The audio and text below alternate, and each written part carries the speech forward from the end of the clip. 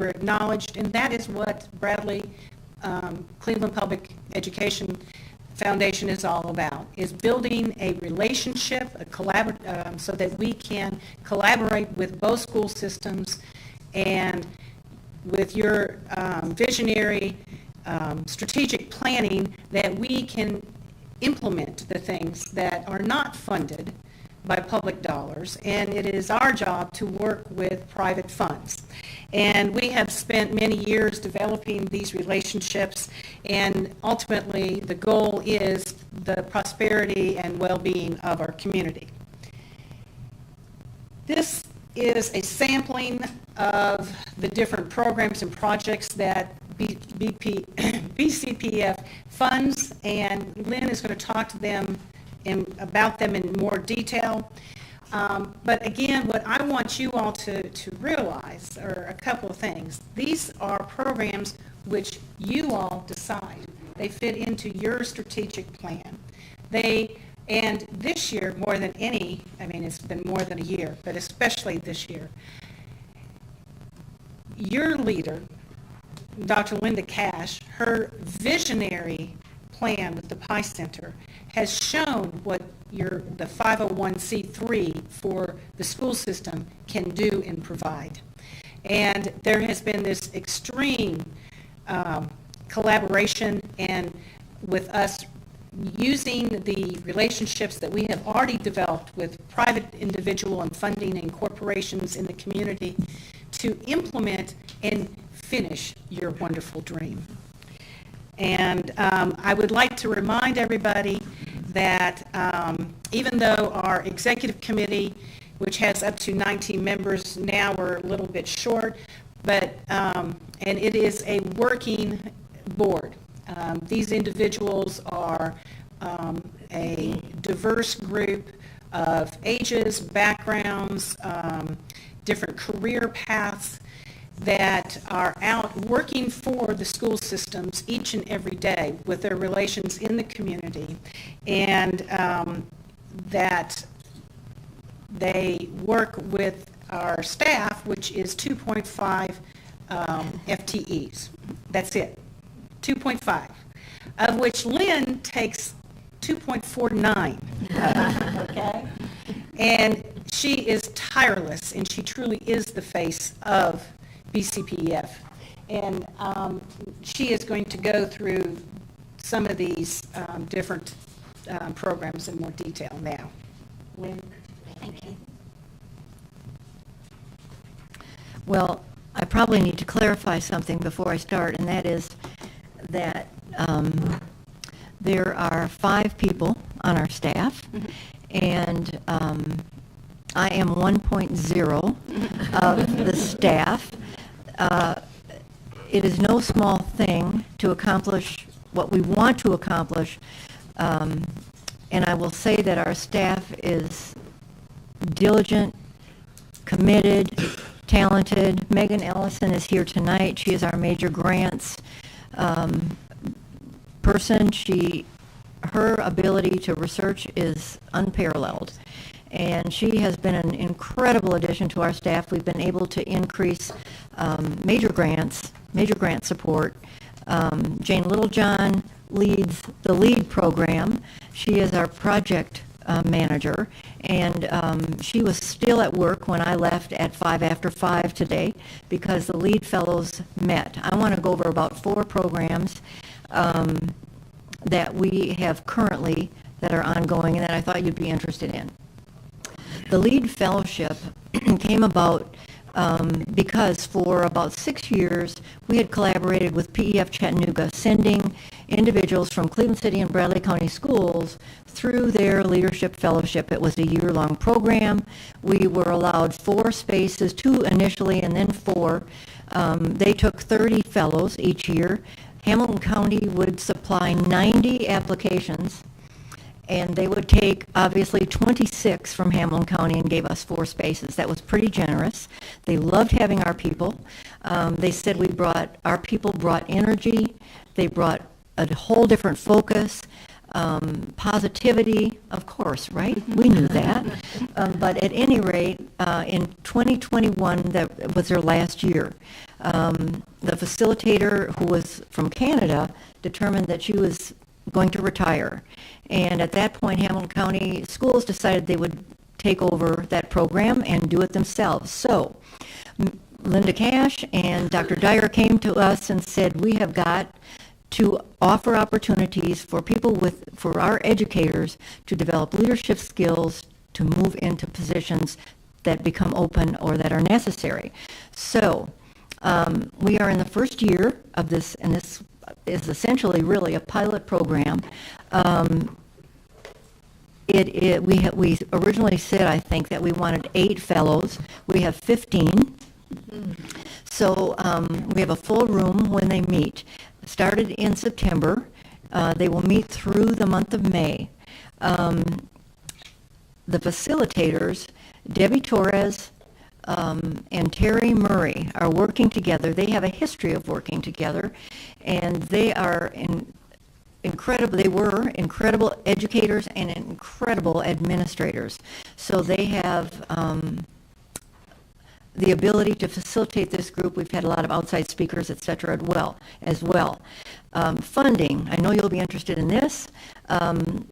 We went to the CS Foundation, Claude Simpson Foundation. Nancy and Larry Askew are part of that, as well as David Simpson, who is the nephew of Claude, who is deceased. They agreed to fund it, as did the Tucker Foundation. So the school systems investment is, of course, allowing the fellows to attend, covering them in the schools and their role that they aren't participating in those days when they're with us. There are 14 fellows from 11 different schools, and you can see the ones that are from Bradley County, the schools that they're from. They're a handsome group, don't you think? And they're very engaged. Today we had an outside speaker, and we actually met with him till I left there at 5 after 5, and he wants to work with them some more. And he offered 6 free sessions, individual sessions with them, should they like. So he was impressed with Bradley County and Cleveland City educators, and again, that does not surprise us, does it? It was a good day. Teacher grants. I don't think you can read all of that. It's a little small on these screens. But 16 years of teacher grants have put money into the hands of educators who want to be innovative in their classrooms. In 2009 and 2010, we changed the system so that teacher grants must be associated with the strategic plans of the system or the school improvement plans. And as a result, we saw immediately that there was better impact. In 2013 and 14, we began team grants. We increased the possible awards from 1,000 to 5,000. And once again, because the teams were collaborating and they were tied to the strategic plan or the school improvement plan, we have just seen tremendous impact from those. We require reports. We send those reports to donors.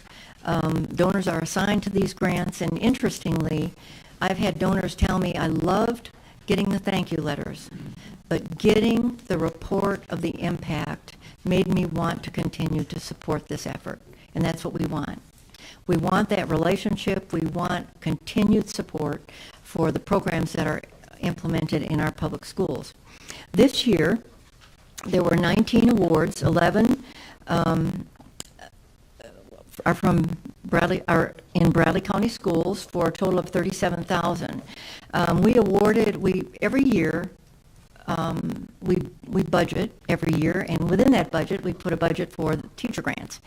And so this past year, we had budgeted $55,000. When we received the proposals, however, they scored so high and they were so exceptional that I went back to the board, and I said, we really need to increase this budget to $70,000, and they said, okay. So we're able to award more teacher grants to classrooms for innovation, and we are giving $70,000 in teacher grants this year. I mentioned that Megan is our major grants manager, and these teacher grants give teachers themselves the opportunity to plan something very innovative for their classroom, and we love that. However, major grants allow teams, a whole school, the system, multiple schools to come to us and say, we need this supported. So in 22 and 23, in major grants, we've put $152,500 into the school systems. So, and there are a multitude of grants that are out there we're waiting to hear about. But because you are strategic in your plans, it allows us to appeal to donors and say, this is what we want to do, and this is what's happening, and this is the impact that we'll have. Lynn, Yes.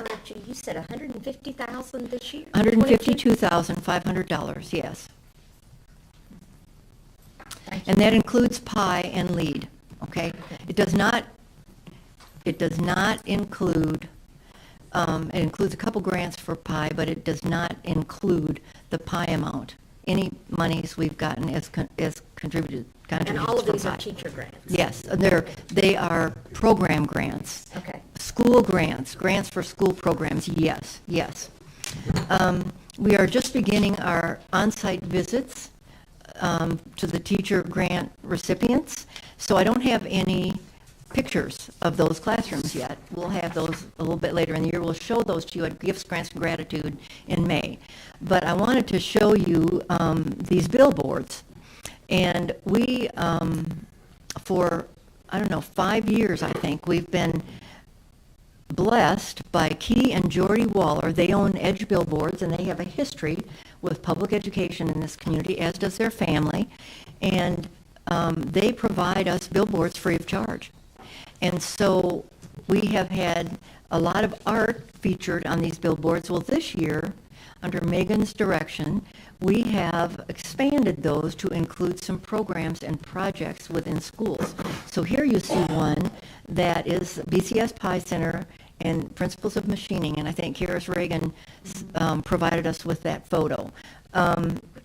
This allows the public to see what's happening in our schools, but honestly, the parents and the students just love it. I have seen them sitting in the parking lot watching a billboard for it to change. They just love it. I want to show you a couple more. These billboards are Michigan Avenue art, and you see the little gal on the top. Her parents were happy to let her face be shown. We normally just do the art, but she has a very creative pumpkin there. And then Collins has her parents, it's his parents, her parents? Her parents, forgive me, are two Bradley County Schools teachers. And I would say that little gal has a history in art. Pretty remarkable. Telemedicine. In 2015, we, and I say we, the school systems and BCPEF, began to collaborate and partner with the United Way of the Ocoee region and with Erlanger and Ronald McDonald House to put telemedicine equipment in our schools. And this partnership continued until December of 21, when Erlanger backed out of the partnership for a variety of reasons. But at that point, we scrambled, and I think, Tabitha, are you here tonight? Yes. Tabitha is here. Karen Slater could not be here tonight, but we have worked as a team and developed a partnership with Ocoee Pediatrics. Now, the interesting thing about that is they are local. The owner is a graduate of Cleveland High School. Her husband is a graduate of Bradley Central High School. Their kids are in both systems, going to school, and they are committed to public education as well as to the health and wellness of our community. That has been an amazing partnership, and so we're really pleased. Between 2015 and this past year, these partners have put $2.5 million into this program. That's not small change. But as a result, 24 of the 26 schools have telemedicine equipment. The virtual school does not, Gold does not. And Dr. Cash and I just had a conversation about that recently, and we're working on it. So I would like to point out also that we expect about 500 telemedicine visits this year. That's triple what we were experiencing with Erlanger. Why? Connectivity is improved, accessibility has improved, and the parents also have the option of using Ocoee Pediatrics as a medical home for their children if they want to. A lot of our children have no medical home. A lot of our students have no medical home, and so this is an important thing to offer. I think it's also important to say that the nurses experience 100,000, and 3 years ago, 150,000 student visits a year. How they do that, I do not know. You support, the Board of Ed, school systems support nurses in every single school, and this is absolutely critical to the health of students, and staff use this service too, by the way. So it is a wonderful, wonderful service. I wanted to show you a picture of some of the nurses using the telemedicine equipment, computers. They can send data to the nurse practitioners. They can actually see the little boy's throat. They can see the eardrum, and they get great data as well from the equipment that's in the nurse's office. All right, the PI Center. When I was thinking about this tonight, I thought, has everything been said about the PI Center? I don't know if we can say enough about it. The vision, the community engagement, the community commitment, the community involvement, the regional impact, the teamwork, the donor engagement, honestly, this is unparalleled. For BC, I'm giving you a BCPEF report, so I have to stick to really what's about BCPEF, but the teamwork was remarkable.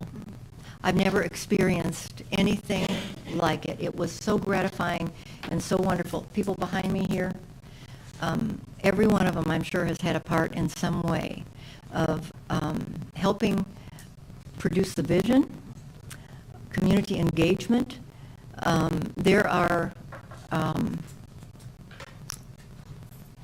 pieces, every single one has had a piece of the pie, have they not? The board has, Dr. Cash has, the staff have, principals, etc. I want to show you some images because I think they tell the story. Community engagement. If you could see clearly the picture on the bottom, the joy, the excitement, the expressions on those faces is something to behold. People were so excited to be there, to be involved, to be able to commit. And you look at those images and you can see the variety of people who have committed to this. The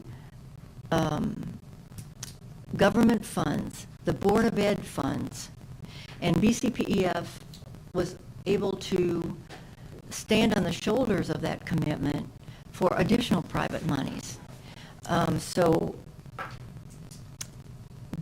the long-term relationships that produced this commitment, that produced the dollars. I don't know if you've heard the number, but there are nearly 200 private donors to this project. That's remarkable.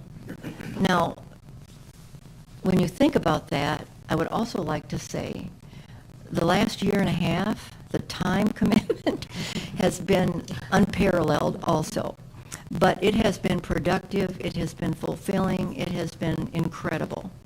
And I want to emphasize that relationships produced the product. Arlette, her relationship, long-term relationship with McKee, the relationship developed by this team with Vacher. I was thinking on the way over, Wright brothers, the long-term relationship with them. I don't know of another project where the construction company donated money to the project. That happened here. Why? Because of the tremendous relationships of the staff and administration and the Board of Ed. You know, relationships really drive contributions. They really drive giving. People give for primarily two reasons. Number one, because they're asked, and number two, because who asks them. And this project was an example of that. The Williams Recording Studio, there were 80 gifts to this project. We received gifts from Washington, D.C. to Hawaii. That has never happened before. That's very interesting. I wish that Jim and Carolyn Williams were alive to see that. Their children, whom you see pictured there, this was, Nancy, you and Amanda spoke at the dedication, but they were really moved, were they not? The outpouring of support from people here locally who knew Jim and Carolyn very well, but people across the country knew them, and they also have relationships with their children. So that was wonderful to see. This is providing an opportunity, unparalleled opportunity again for our students. I was able to send some pictures of the Valley View Chorus performing in the studio. They were the first ones to perform. I was able to send that to Jim Williams' children. They loved it. It reinforces their contribution, and it reinforces their friends' contribution. Now, lastly, I don't know if you can see this very well, but I think one of the things that we cannot underestimate about this project is it provided the opportunity to demonstrate families' investment in the 1800s and the early 1900s brought fully forward to today in the Pie Center. Those same families made contributions to the Pie Center, and classrooms are named for them. The core entrance is named for them, and I had donors in my conference room with me crying, saying, I cannot believe someone is recognizing the impact my family had on the prosperity of Cleveland. I think the epitome of impact, not just for students, but for these donors, is that middle picture. This donor said to me, her daughter was taking that picture. Her daughter's from Virginia. Her son was here from Kentucky. There were family members from all over that attended this reception. And she said, I am holding the hand of my great-grandfather. I never had that opportunity before. And she was crying. That, you can't buy that impact, you know? And this project provided us an opportunity to reach these members of the community with something incredibly meaningful. And what they also said, you know, there was one donor who really gave us the impetus for recognizing the entrepreneurship and the manufacturing history of our region. And the opportunity to do this brought these families out wanting to have an impact on students today and tell them your future is built on past investments. don't waste it. And that's what they would say. And so they were excited to have a piece of the pie and to join this incredible team, Bradley County Schools, in producing a transformative experience for our students going forward. So I thank you for that. It was a lot of incredible communication with amazing, amazing people. And that will pay huge dividends going forward. I am absolutely confident of that. So I thank you for that opportunity to partner with you. My board and I recognize what a privilege it was. And so I'm going to turn it over to Nancy in summary. Again, thank you. Thank you. Okay. I don't have much else to say. Lynn's pretty much said it all. I know you can't believe I don't have anything to say. I should have. Okay. I just want to emphasize, Lynn's much better at asking people for money than what I am. I still sort of struggle. She's trying to teach me. But this was something that it was a pleasure to ask people to support. And they did. And I mean, people from across the community. And only the years will show us. It won't take too many years, but it'll be a cumulative effort, the benefits of all of that. I would like to ask all of you to come to Gifts, Grants, and Gratitude. It is in May, and I don't remember the exact date. Okay, and because there is nothing that will warm your hearts better than to see what you do, all your efforts and how they pay off, because you will see what your educators do with these monies and the impact it has on students. So I would ask you to come there. I would also like to point out that the educators use the actual offices of BCPEF, okay? That is an area where they can gather and be innovative, and it is amazing if Lynn and I are meeting in her office to hear what they're doing just in the conference room. So thank you very much for your time. Thank you for your vision and everything that you do for not only our students, but for our community. Thank you. Thank you. Thank you so much.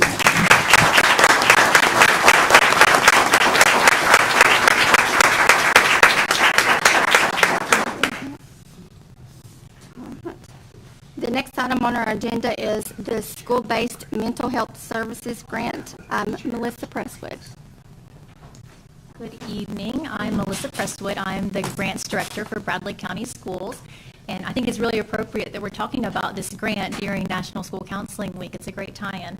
So we were awarded the school-based mental health services grant from the Department of Education.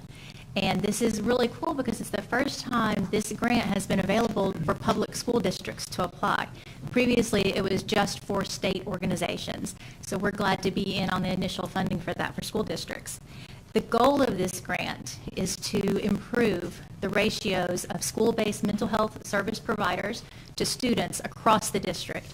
So all of our schools will benefit from this grant, and that's really exciting. It's a 5-year grant program, and over the course of that period, we've budgeted $9.5 million. Okay, I just want to be sure they hear that. $9.5 million. $9.5 million. Yes, it's Yes. just under $2 million a year. That's awesome. It is. And most of that will be salaries for the positions we're hiring, and then also professional development for our counselors and social workers.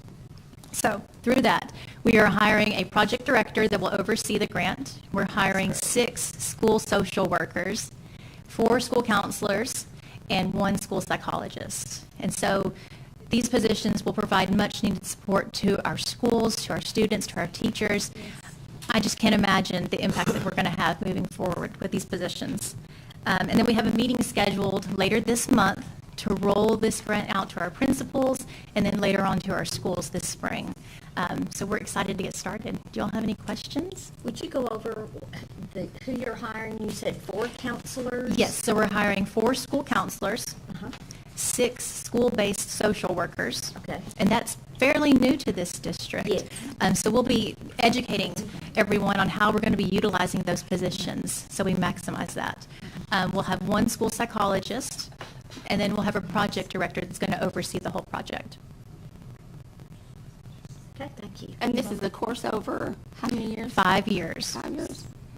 I just want to add that $9.5 million is something that happened because someone went above and beyond to write that grant. So that is amazing. Yes, when we saw this opportunity, we had to jump. We appreciate that. Congratulations. Thank you. It's very exciting.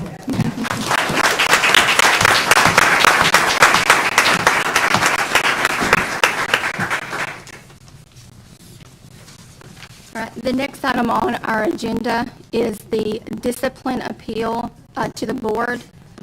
At last night's work session, the board discussed this appeal at length with our school board attorney, Mr. Scott Bennett, and tonight we have Mary DeCamp with us from his office. Mr. Bennett advised us that we had 4 options. Number 1 is to sustain the decision of the DHA hearing on the record. 2 is to reverse the DHA hearing on the record. And 3 is to modify the DHA hearing on the record. Or 4 is to grant a new hearing. So at this time, I will open the floor for a motion. I'd like to make a motion to sustain the decision of the Discipline Hearing Authority. I second that motion. Okay, I've got a motion and a second. Are there any discussions? Yes, ma'am. There's not a person on this board that didn't take this to heart. A young man's future is involved in this, but also Walker Valley's peace and quiet and stability or whatever is involved. And are we going to support our teachers and administration when they do what they believe to be right? First, I'd like to say, everybody, I'm speaking for myself, so I'm just speaking for myself. I was a teacher, I was a principal, coach. I served at every level, middle school, junior high, high school. I served on the discipline committee when I was in the school system. I was chairman of the discipline committee, and I worked with some of you on it. It's not an easy job. You don't get paid extra for doing it. It's a thankless job. But I do appreciate these people that did this. When we were looking at this, you can have your opinion first, and a lot of times you can look at something, and 2 people up here could look at and see different stuff. You see a red, blue card, green card. But you've got to go by the facts when it comes to it. First, in the video, I'm talking about from my perspective. I saw the young man fighting.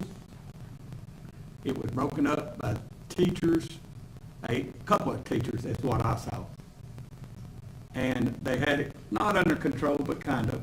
And this young man started fighting again with his opponent or whatever on the ground, being held down by a teacher. It's right off the bat, from being a privilege, this would be a violation of policy and grounds. In my school, it would have been grounds to be suspended. I did not see the student involved, as people rumor said, whatever, hit a teacher. Could he have hit a teacher? Maybe. I didn't see it.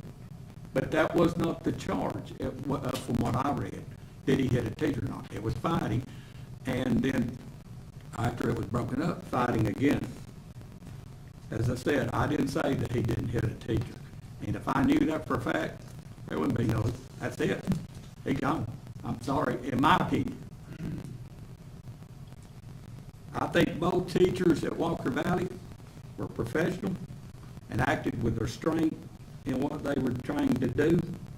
I believe Walker Valley's administration acted properly. I believe that this and the committee acted in good faith and made a correct decision. The committee, in my opinion, though, from my past experiences with Valentine's Committee, could have given us some more documentation. But that does not change the facts if you watch the video or if you know what's going on. I don't know, and what happened in the past is important, yeah, but they were still fighting for whatever reason, and the teacher, they weren't supposed to be fighting. I understand after this was over, that the father appealed it to the director of schools. And in my opinion, I don't mean she took my class one-on-one when I was principal, but she did exactly what I think she should have done, in my opinion, and offered a compromise to the parent to soften the blow. So he could go to what the correct term today, I'm not sure of, but now, and come back at spring break or at Easter, and then graduate with his class. The parent decided not to accept that and took young man, out of school and enrolled him in a private school. I believe this case, personally, based on the information I have, should be closed. Verify that the school, the committee, and did what was feasible. I can see how somebody else might differ with me.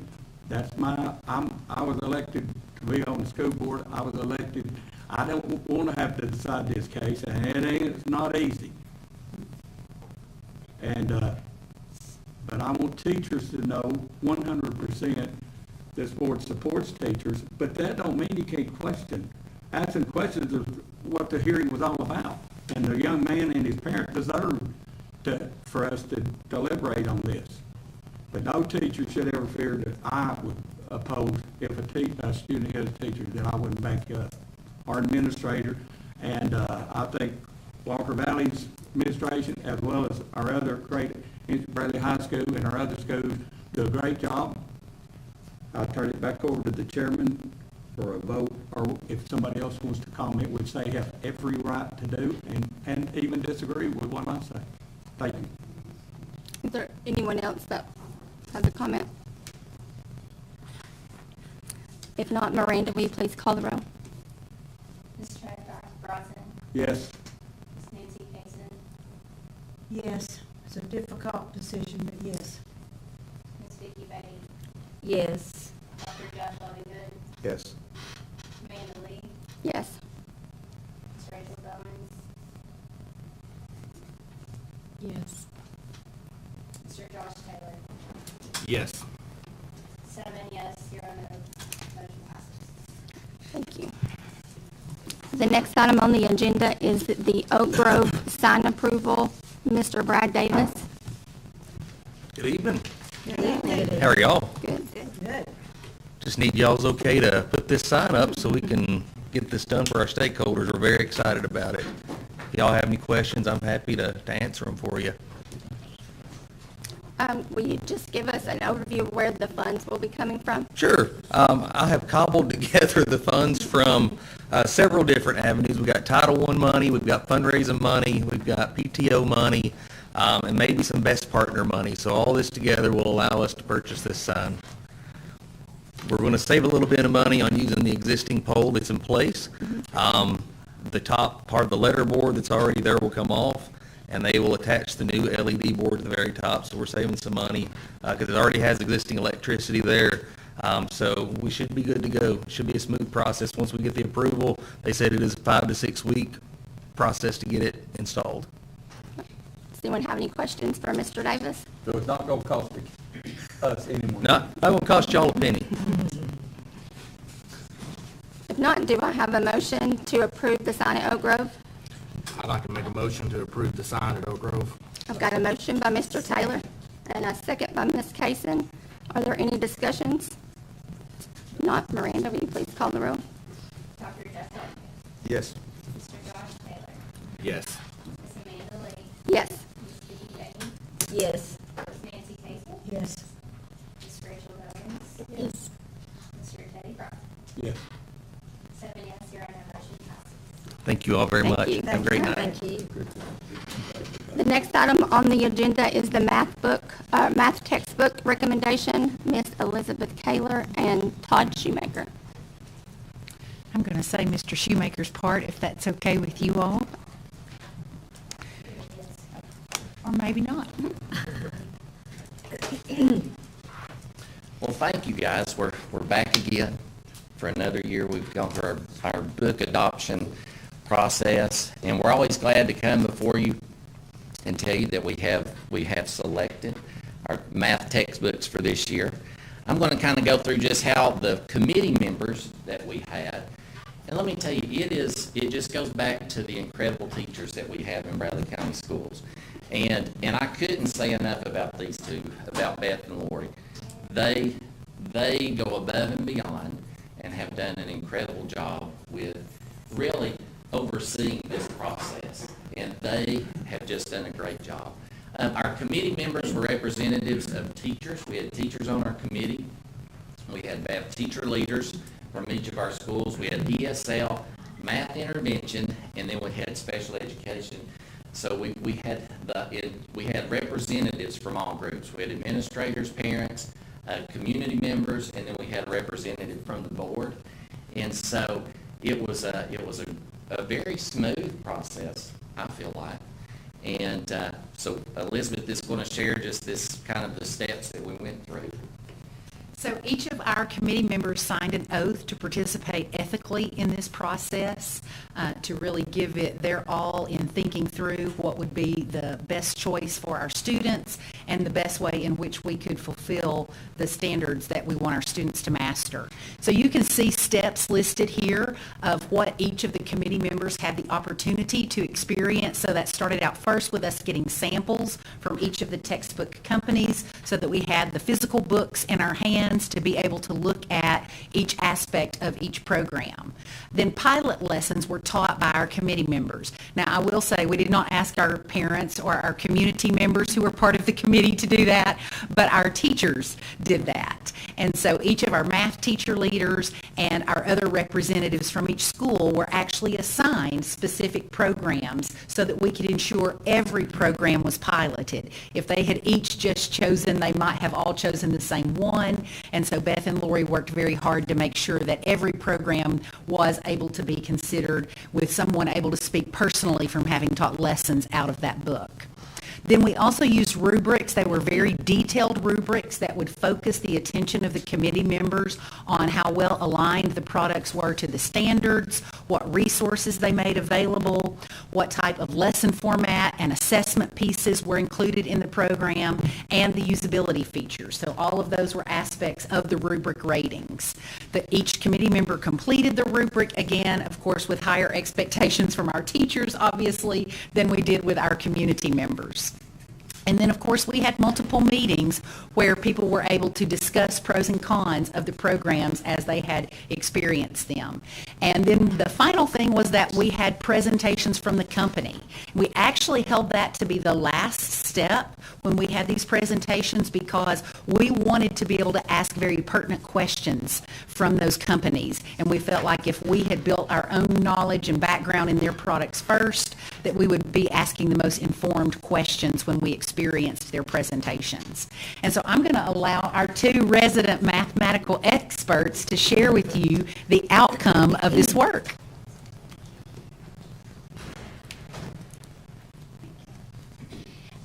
Thank you so much for the opportunity to speak with you. It's been a wonderful process.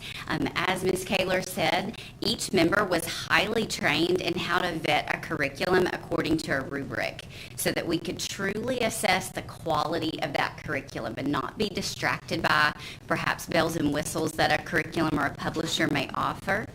So as you can see here, the averages clearly indicated for us which curricula was the highest rated.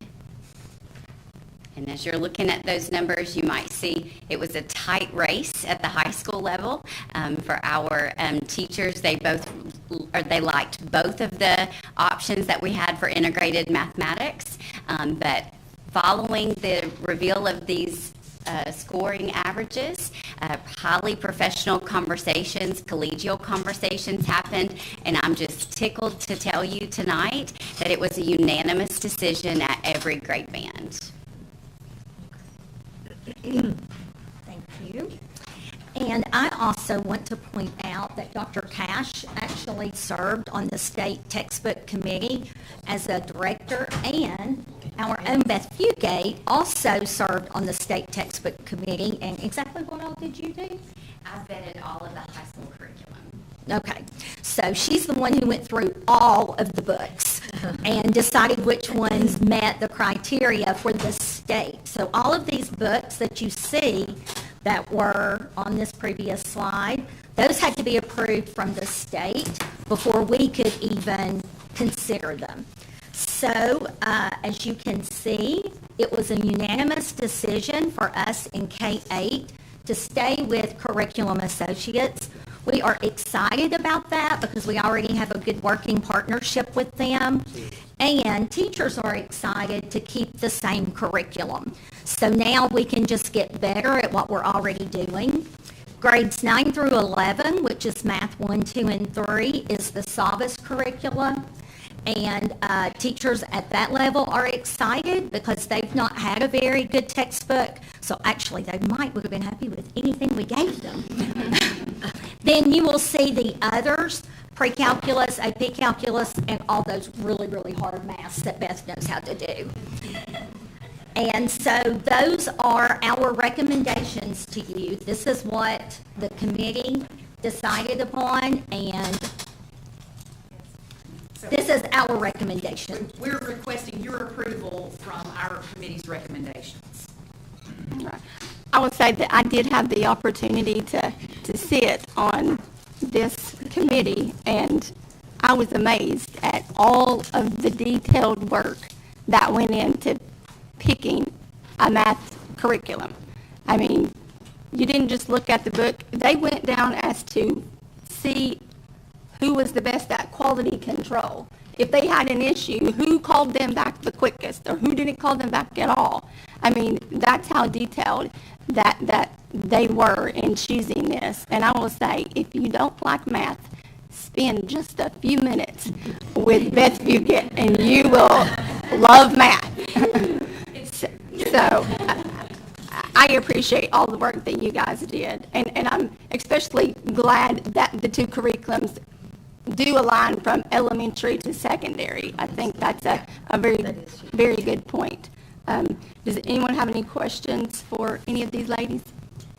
Did y'all consult Mr. Raper, because he was like the best math teacher ever? Hey, that's not a joke. He tutored math. That was his expertise. He has to work some of those hard math problems for me.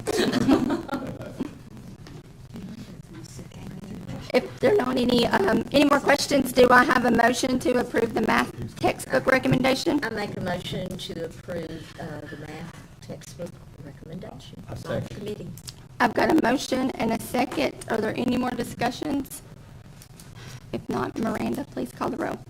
Mr. Josh Taylor, Yes.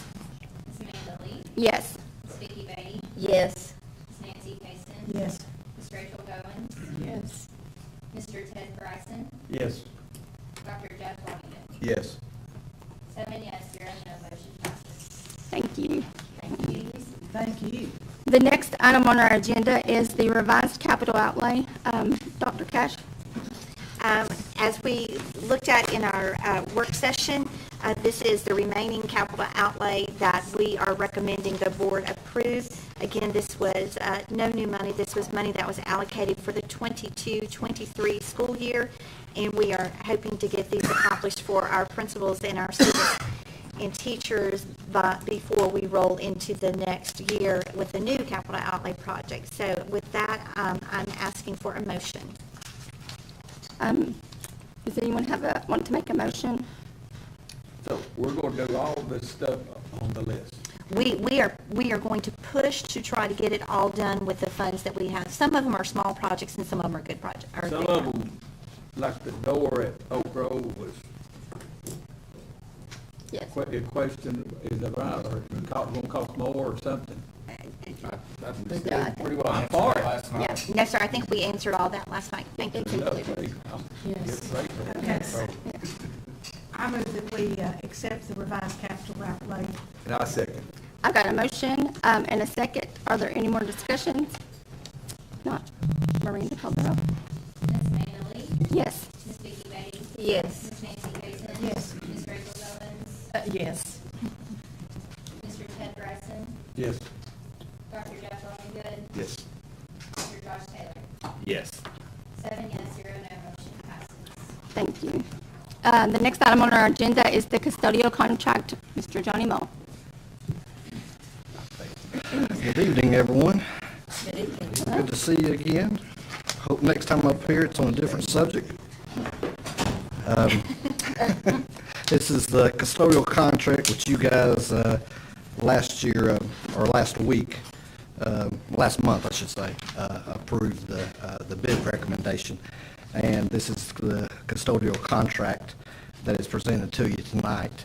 The process in that after the board meeting, I contacted ABM, let them know that their bid had been accepted. And then they later on sent a contract to us. At that point, we had a team of myself, Dr. Cash, Susan Wilcutt, and Ellen that went through the contract to look through various things that we would like changed, and we did those things and shared those with Scott Bennett to make sure that those were in line, and he made some changes too. And then after that, we contacted ABM because we needed to get this here to you guys quickly to have a meeting here, and some of those were out of town, so we had a Zoom meeting, I believe, in Dr. Cash's office, and went through those changes, and they agreed to do those changes. They then sent the changes back to us, and that was approved and sent to Miranda and then sent to you guys. So I'm here tonight to recommend that we approve that contract and answer any questions anybody may have. Does anyone have any questions for Mr. Moe? John, Ms. Moore? Yes. Ms. Christie, how do we evaluate whether they're doing an adequate job? And I know we talked about, I think yesterday, that we have to let them know if they're not doing an adequate job. I think it was 90 days. 60 days. 60 days. What's the process of evaluation? Well, the process that we have now that we've put into place over the last 6 months is we have a Google form, which is ABM documentation. Principals, when something is not done, they send that and put that on there. Whether they contact ABM and ask them to come correct it or whatever, I still want them to document that so we have things documented. When we started doing that, when we were having our concerns last fall, it started last summer, it mattered, okay? I've also asked ABM to have a portal, an online portal for the principals to put in stuff that way so it can get to them quicker, and also will go to us so we know, so we can follow up and make sure those things are done. So we'll just verify those things and see how we're doing. I'll also, at the end of the year, we'll reach out to principals to give some type of survey to see how do you feel, blah, blah, blah, about what we're doing. How often are there complaints being brought to your attention since that 6 months, or roughly 6 months ago? They've declined dramatically. To begin with, it was significant. I will say that. And, I can't remember the exact number at all, but September, October, really significant. November started slowing down. December, January, and February has not been nearly as much. I've had 3 to 4, but I've reminded the principals, I still want you to put it in there, because sometimes, people think, well, nobody's getting them or whatever, and I want them to put them in there. So, and it seems like things are being addressed quickly, but we still have ways to go. I will admit that, but they've improved dramatically in the last few months. Mr. Mull, would you explain to them the conversations we've had about having more supervision and that process, please? Yes, there was when things started falling to the wayside and getting bad was we lost night supervision. Who was doing the night supervision left. They did not replace him. And that's when a lot of the principals aren't there to see or whatever, and that's when we had our concerns. Then our day person, supervisor, he left. So I didn't have, at that point, I didn't know who to contact when we had stuff, so I had to reach up to the higher point. So we met with them, Dr. Cash and I, and we told them about those concerns that we have, and they had to, they had to take care of that, or it wasn't going to get done. They immediately did that. They've hired a new guy that's here that was from Hamilton County that Dr. Cash and I met. His name's Clinton Waller. He's been great to work with. He addresses things very, very quickly, and I've been pleased so far with him. they hired the former night supervisor, and evidently, from my understanding, there was a beef between him and his previous supervisor was why he quit. So he's back, so we've got some, if you let people go without Did they agree to supervision. pay them better? Yes, also we asked them to, when the pandemic, the pay rate went up everywhere, okay? So we asked them to compete if they would increase their pay to $13 an hour, I believe what they're paying now. So, and they were, I think at $9.80 is what they were paying originally. So they're starting to attract more people. They've got 6 that they hired in the last week. They've got 7 more that they're getting ready to hire, which will help us improve the staffing situation. As far as the complaints, is it just the principals that are sending documentation to you, or could it be anyone like teachers, Well, what we ask is the teachers go to the principal. Okay. So that way I know I'm getting it from that school, and they put in there, whether it's the library or the gym or, so-and-so's classrooms or whatever. Okay. So it's easy to kind of keep in a box, Are there any more questions for Mr. Moss? If not, do I have a motion to approve the custodial contract? Make a motion, we approve the custodial contract for the concept. I've got a motion. Do I have a second? Second. I have a second. Are there any more discussions?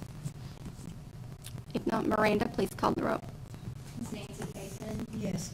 Ms. Vicki Beatty? Yes. Mr. Ted Bryson? Yes. Ms. Amanda Lee? Yes.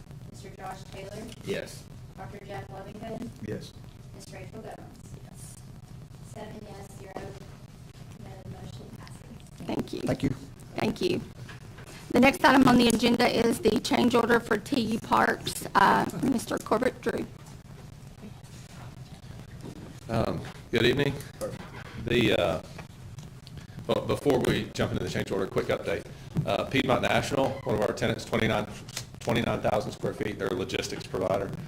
Piedmont National got their certificate of occupancy this week, and they have hired their first Bradley County student. So that's exciting. Southern Heritage Bank has their grand opening scheduled, their facility at the Pie Center, their grand opening is scheduled for mid-March. So they're rolling along. And Just Love Coffee is signing their construction contract, and they started layout this week. So all forward progress on the tenant front. The item you have before you tonight is a change order for TU Parks for $165,244. Quickly run through those. The first line item, you'll note, is a deductive GMP shared savings line item.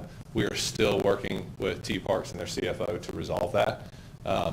And we will report back when we have a final number there.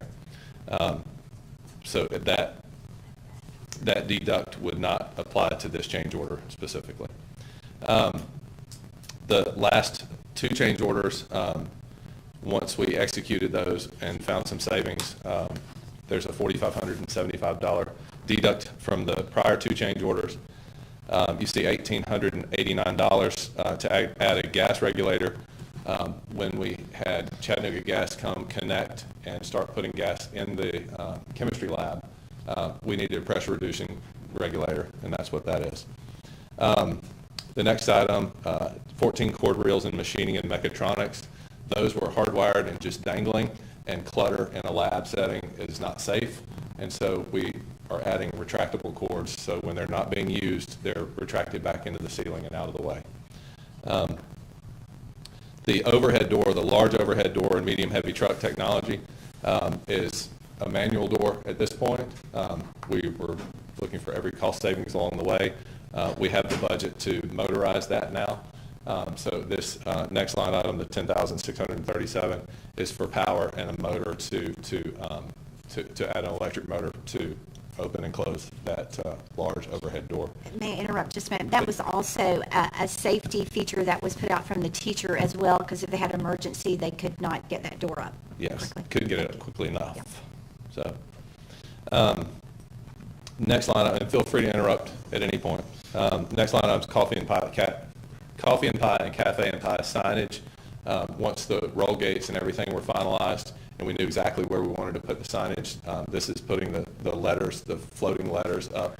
So there'll be above the serving bar, it'll say Cafe at Pie, and above the kiosk, the Junior Achievement kiosk, will say Coffee and Pie.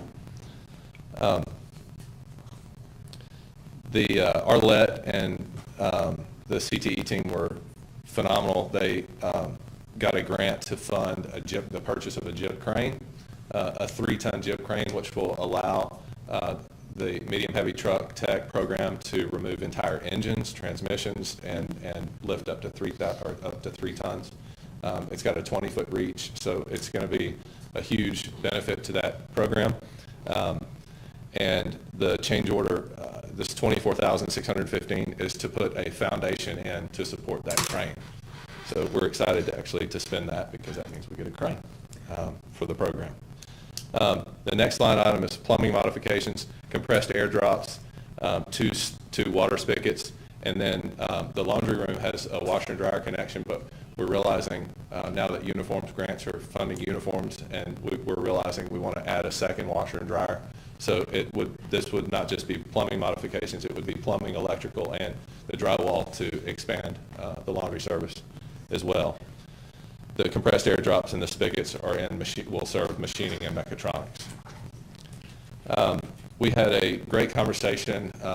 Dr. Cash pulled a whole team together to talk about safety at the Pie Center. Now that we have tenants, we have students, and we're realizing how things circulate.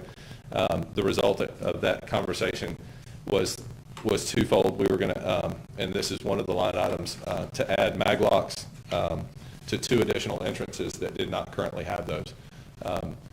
We've always had mag locks on obviously Gull Academy and on the main entrances, but there's some secondary entrances that now I think the team decided it would be best to have mag locked and control access points at 2 other locations. So this would cover that: the electrical, the hardware, and the equipment for that. It would also well, that's a different line item, sorry. The next item, $52,000, is for an energy management system. This would allow remote control for all the HVAC controls, property-wide, all the common areas and all the school-occupied portions. It's plug and play. The HVAC system was designed to receive this system at some point in time. And now that we're kind of here at the end and we have the available funds, we're going to go ahead and add it. And this would make this facility consistent with every other facility in the district, so that Johnny and his team can control everything and from a central location. The next item is a bar top. When the original millwork showed up for the cafe, the serving bar was not correct. So they had to replace it. So we decided, instead of scrapping it, they just moved it to what will one of the future labs, what we are hoping will become the logistics and supply chain lab. So that millwork is in there, but this would build it out, put a support underneath it, and put a desk, a top on it, countertop on it, so that it can become a faculty desk essentially. Louver above the cafe, there's a refrigerator, a pass-through refrigerator in the cafe. This would put a louver above that. That's for security and to allow air to circulate in a closed room a little bit better. Core 10 signage, you've seen the large sheet metal, or the large metal welding sign right outside the welding lab. This line item would add that same sign to the other major labs, just at the main entrance of each of the other labs: health sciences, chemistry, recording studio, mechatronics, and machining. So 5 more of those, and that number will come down once we finalize it once we finalize our back and forth with the subcontractor. We have additional signage. Right now, the medium heavy truck technology program doesn't have any sponsorship signage inside or on the building outside. There's some concepts going back and forth. This $18,000 is an allowance to recognize, to put the signage up there, the McKee Family Transportation Technology Center. So a big sign on the exterior, and then consistent with the other kind of historical signage that we've done elsewhere, some wall covering type of signage on the interior of that. It will also complete our donor recognition signage and career residency as well. $3,000 for erosion control, the apron outside the medium-heavy truck and Wright Brothers space. There's a change in grade, and with the inundation of rain, we've realized it's washing out, and soil is not going to stay there. Landscaping is not going to stay there. So this $3,000 will basically fill that with concrete, so we don't have any more issues.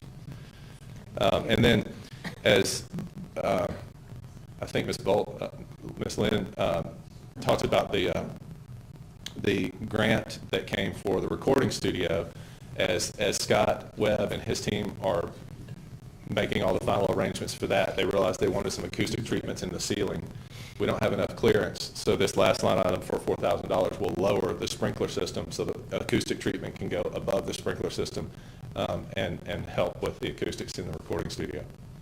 So, sorry for the lot of information. Any questions? Is this money you've saved, or are we asking for more money? So we're not, we're not asking for more money. This is from money that's already been allocated, whether it's from grants, from ESSER, the latest ESSER funds, or from capital outlay. Susan can probably speak more directly to that, but this is within the budget that has already been approved. Yes, sir. Are there any more questions for Mr. Drew? If not, do I have a motion to approve the PICE interchange order? I make a motion we approve the order at the PICE Center. I have a motion. Do I have a second? Second. I've got a second. Are there any more discussions? If not, Miranda, will you please call the roll? Mr. Josh Taylor? Yes. Ms. Rachel Owens? Yes. Ms. Amanda Lee? Yes. Dr. Jeff Lovingood? Yes. Ms. Vicki Page? Yes. Ms. Nancy Casey? Yes. Mr. Ted Bryson? Yes. 7 yes, 0 no, motion passes. Thank you. The next item is the change order for Central Technologies. Again, Mr. Drew. Sorry, I'm spending all your money. That's another result of the campus safety discussion. In the north building at PICE Center, we have multiple tenants, third-party tenants within the building, and we have students in that same building. So the logistics of having public access to those businesses and resources in Connected Pi, but still having students behind closed doors and controlled access, that was the sum and substance of the conversation, and the result of it is that we are going to add an airphone, basically, to the elevator lobby entrance, which would allow patrons, business patrons of the businesses in there to dial specifically to that business. It would have a video intercom system, and that business can buzz in their own guests one at a time. So random people can't walk up and enter the building. It will stay locked with students behind it.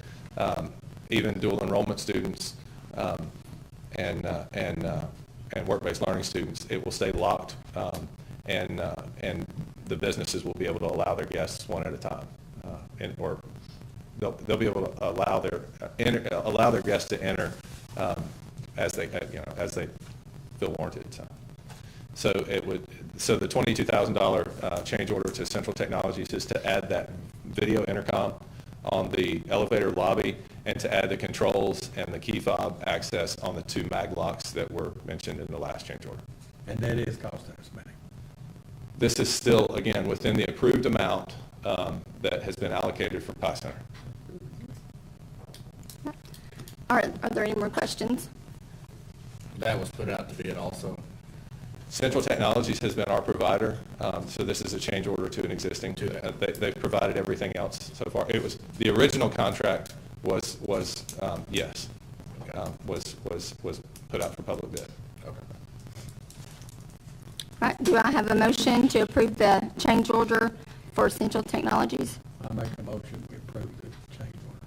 I have a motion. Do I have a second? Second. I've got a second by Mrs. Kaysen. Are there any more discussions? If not, Miranda, please call the roll. Ms. Rachel Owens? Yes. Mr. Ted Bryson? Yes. Dr. Jeff Lovingood? Yes. Mr. Josh Taylor? Yes. Ms. Amanda Lee? Yes. Ms. Vicki Page? Yes. Ms. Nancy Casey? Yes. 7 yes, 0 no, motion passes. Thank you. All right, the next item on the agenda is the budget amendment to the GPS Fund 141 amendment. Ms. Susan Wilcutt. Thank you, Madam Chair. I bring before you tonight a couple of what I hope is very simple amendments. Just to tell you a little bit about the first one, if you guys remember when I presented the budget, we had the April estimate on BP money. I think I told you at that time that we would receive a May, a June, and a July final BP number. That happens every year. This may be the last year because we are going to TISA funding. But then in January, we get another true-up. And what that number is to help us cover the insurance increases. So you've heard me talk about all the positions that the state does cover or the state doesn't cover. But in the positions that they cover, they do help us with insurance. So this $326,000 that is coming from BEP is the additional money after the April estimate, which is included in the original budget. So what we do with that is we go through our line items and we use it for things to true up, like if there are line items that need insurance money, that's what we use it for first.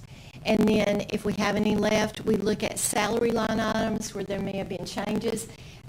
Because the budget was created so early, we may not have known all those changes at that time, so we use it for that.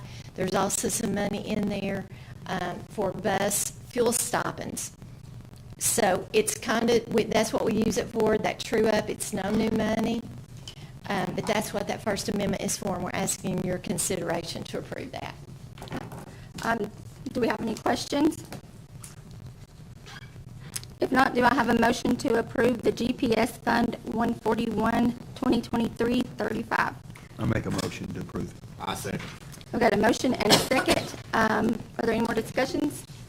If not, Miranda, please call the roll. Ms. Nancy Cason? Yes. Ms. Vicki Beatty? Yes. Mr. Ted Bryson? Yes. Ms. Amanda Lee? Yes. Mr. Josh Taylor? Yes. Dr. Jeff Lovingood? Yes, ma'am. Ms. Rachel Bell? 7 yes, 0 no, motion passes. Right, the next item on the agenda is Budget Amendment 141, 2023, 36, and 37. Okay. Thank you. This one is always an easy one to get through because these are two grants that we're just amending in. So you've got some E-rate money that is going to be used to put in bus Wi-Fi. And then we've got the vocational money grant that is for CTE middle STEM. So we're asking you to approve that amendment. All right, are there any questions? Just a question. Sure. You said E-rate for bus Wi-Fi. Is that all the buses or just? I believe it's all the buses Wi-Fi, and I think it's a reimbursement on a monthly basis. So this is what, I don't have all the details on this one, Dr. Cash, but. Madam Chair. So early on in the year, Mr. McElhaney wrote a grant for the Wi-Fi. I would have to get you details, but I believe it covers all of them, but we can send that out to the board for verification. But we did write a grant, and this is just that money. It's a monthly draw, and so it comes back to us. Okay, and what's the Wi-Fi used for? Other than, I'm talking about on a bus. What's it used for? Most of the purpose behind this was a grant for the students who did not have Wi-Fi at home, hoping that if they had work on, because they all have laptops, they could do some of that work on the bus before they got home. I think it's really encouraging because it gives students that do not have Wi-Fi at home an opportunity that they might not have. So I think it's an excellent spend of money. Are there any more questions? If not, do I have a motion to approve GPS Fund 141, 2023, 36, and 37? I make a motion to approve GPS Fund 141, 2023, 36, and 37. All right, I have a motion. Do I have a second? Second. Right, 2 seconds. That's all right. Pick whichever Three. one you want. All right, are there any more discussions? If not, Miranda, please call the roll. Ms. Vicki Beatty? Yes. Ms. Nancy Cason? Yes. Mr. Ted Bryson? Yes. Ms. Amanda Lee? Yes. Mr. Josh Taylor? Yes. Dr. Jeff Lovingood? Yes. Ms. Rachel Bell? Yes. 7 yes, 0 no, motion passes. Thank you very much. Thank you. Good job, Susan. All right, the next item on the agenda is announcements. February the 16th and 17th as the TSBA Legislative and Legal Institute. February the 20th and 21st. Schools will be closed on the 20th for President's Day and February the 21st for stockpiled staff development. On March the 2nd is Kindergarten Rocks, and our next board meeting will be on March the 9th. Madam Chair, do we know when we would need a work session coming up? Do we need a work session? Yes, ma'am. Yes, ma'am. Well, we will need some type of direction from the board, and I was going to hand those out manually tonight. I can still do that if you guys can give me just a minute. I printed them. I just left them in my office. But I normally hand out a priority list this time of year, and because we're getting ready to start meeting with our supervisors, and we don't like to meet with them until you guys kind of give us your priority list, so we kind of have a direction to start with. And then what I was going to ask is if you could get those back to me by the 15th of February, and then the whatever meeting you choose to have can be any time after that. Okay. I really just wanted to make the board aware, sometime in March, we'll need a work session, and we'll also do technology at that time as well. But when Susan gives you this, it's your priorities, are just examples, teacher salaries, facilities. It's things like that we're looking for, not the little bitty minute stuff. We need to know, where do you want us to really focus, knowing that most of our budget goes to salaries and benefits as well. But it gives you the opportunity to give us some feedback. When did you say that was necessary? February 15th. By the 15th, and I think that's on the list, the little form that I will send you. If you don't want to wait for me to go get it, I'll email it to you tomorrow. And I was also going to see if Mr. Taylor and Ms. Goins would like for me to give you a phone call about the form. I know this is your first one, and any questions that you might have. It's pretty self-explanatory, and there's no wrong way. It's just what do you want as your priorities? Okay. Okay? Sure. I enjoyed the work session we had last night. I'd like to see more of those moving forward. That maybe something that we can put on the agenda for next month's meeting.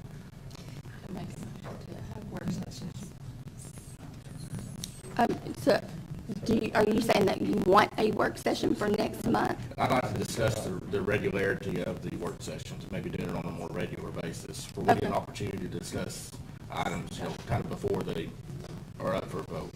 So do you want to put that on the agenda for next month, and we'll Yes, discuss please. it? Okay. Okay. Also, if I may, Madam Chair, I'd like to give some gratitude there to the JROTC program at Bradley High School. We've had several groups that have come together and helped Mylan Blake and some of the commission and cleaning up the county there in tires. And the JROTC helped him just very recently. They really had to kind of dig down in the muck and mire. All the tires was on the top, all got taken care of. They really dug down in there and got those, and a lot of hard work, and really appreciate the effort from that entire group, so I'd like to thank them. Yes. I'd also like to recognize, if possible, Bradley Central High School's wrestling team. Yes. They came in second. They're always battling for the state championship, and Coach Ben Smith has done a great job, and what a great program they have had for years at Bradley Central High School. Certainly. All right. Thank you for being patient with us tonight. It's a long meeting. But on behalf of our board, we do want to thank you for all of the gifts that you guys give us. I think sometimes that there's a conception that you guys work for us, but in my opinion, we work for you. We are a servant to help support you, help support teachers and students, and so we really appreciate you taking the time to acknowledge that, though. If there is not anything else, then we're adjourned.